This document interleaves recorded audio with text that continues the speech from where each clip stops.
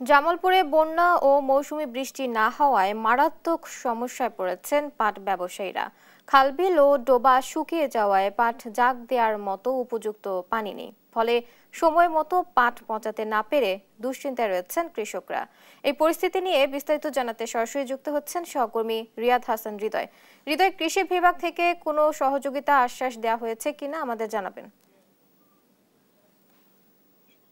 জি, যেটি বলছিলেন, জামালপুরে এবছর কিন্তু 24,800 হেক্টর জমিতে পাট চাষের প্রত্যাশা থাকলেও 23,000 হেক্টর জমিতে পাট চাষ হয়েছে। এবার কিন্তু পাট চাষ গত বছরের তুলনায় কম হয়েছে। তারপরেও এই পাট চাষ করার পর পাট চাষি যারা রয়েছে তারা কিন্তু ব্যাপক দুশ্চিন্তায় রয়েছে এই পাট পচাতে যে জাগ দেওয়া হয় সেই জাগের জায়গা না থাকায়। বিশেষ করে আমি যদি আপনাদের একটু বলি যে এবছর কিন্তু প্রচুর পরিমাণে আহ তীব্র গরম এবং খরার কারণে বৃষ্টি এবং বন্যা কিন্তু জামালপুরে এখনো আমরা সেরকম দেখতে পারিনি।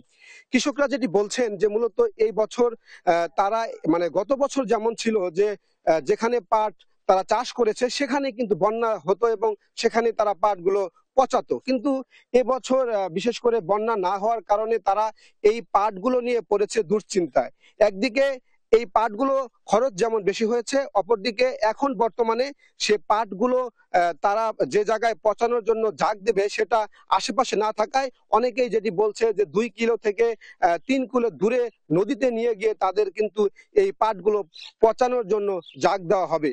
এবং এই যে তাদের একটা বাড়তি খরচ সেটি কিন্তু তাদের জন্য প্রচুর পরিমাণে ব্যয়বহুল হয়ে যাচ্ছে এবং তারা যেটি চিন্তা করছেন যে হয়তো তারা এবার যে পাটের যে দাম, পাট যে শুকানোর পরে যে দাম সেটি যদি তেমন বৃদ্ধি না পায় তাহলে কিন্তু তারা ক্ষতিগ্রস্ত হয়ে যাবে। আমি একটু কথা বলতে চাইবো এখানে একজন কৃষকের সাথে। এই যে পাটের দাম এবং এই যে পাট আপনারা চাষ করেছেন, যে খরচ হয়েছে, বর্তমানে তো খরা এবং বৃষ্টি এবং বন্যা না হওয়ার কারণে আসলে এই পাটগুলো কাটছেন, তারপরও কোথায় আপনারা কিভাবে জাগ দিবেন আপনার জানতে চাচ্ছি। এটা অনেক কষ্টকর, অনেক আমাদের এলাকা তো এমনি নদী নাই, এরকম পুকুরও নাই, এবং কি পানি জাগ দেওয়ার জন্য অনেক হিমশিম।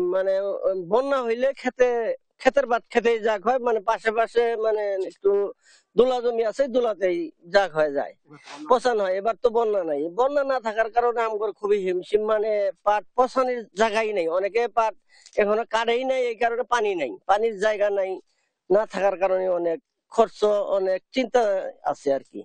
কৃষক অনেক, আমরা খুব দুশ্চিন্তায় আছি, পাট পচানোর জন্য কোনো জায়গাই নেই।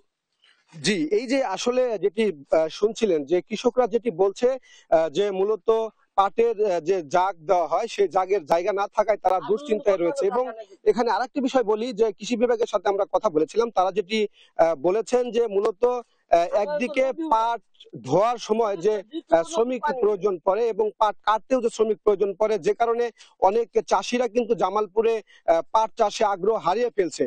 এবং শেষ পর্যন্ত এবার যেটি কৃষি বিভাগ বলছে যদি বন্যা হয় এবং বৃষ্টি যদি হয়ে যায় তাহলে হয়তো বা কৃষকরা এই সার্বিক যে বর্তমানে যে পরিস্থিতি সেখান থেকে কিছুটা রক্ষা পাবে। এই ছিল মূলত পাট চাষিদের এই কষ্ট এবং দুঃখ নিয়ে সর্বশেষ খবর জামালপুর থেকে। হৃদয়, আপনাকে ধন্যবাদ।